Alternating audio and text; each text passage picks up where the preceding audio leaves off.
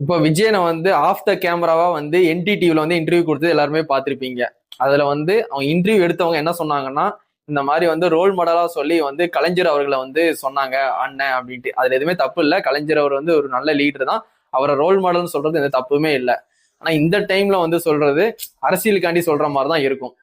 நம்ம பசங்க எல்லாருமே வந்து பராசக்தி படம் பார்க்கும்போது எல்லாருமே வந்து விமர்சனம் வச்சாங்க. யாரெல்லாம் பராசக்தி படம் பாக்குறீங்களோ அவங்களாம் வந்து திட்டுறது, தியேட்டர்ல போய் கலாட்டா பண்றது. என் கடைக்கு வர கஸ்டமரே விஜய் ஃபேன்ஸ் கிட்ட நான் வந்து கேட்டேன், சரிங்களா, என்னப்பா பராசக்தி படம் போய் பாத்தீங்களா, விஜய் என்ன படம் வரலன்னா நாங்க எந்த படத்தையும் பார்க்க மாட்டோம், அதுல என்னப்பா இருக்கு, சிவகார்த்தியின் படம் தானே, அப்படி போய் பார்க்க வேண்டியதானே.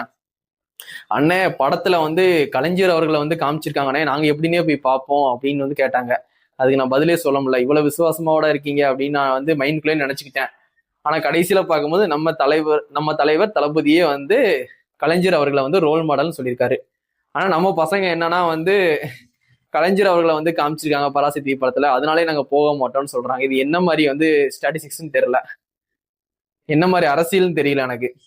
ஒரு பக்கம் வந்து ஃபேன்ஸ் வந்து கலைஞர் அவர்களை வந்து படத்துல காமிச்சாலே நாங்க போய் பார்க்க மாட்டோம்னு சொல்றாங்க. ஆனா நம்ம தளபதி வந்து கலைஞர் அவர்களை வந்து ரோல் மாடல்னு சொல்றாங்க.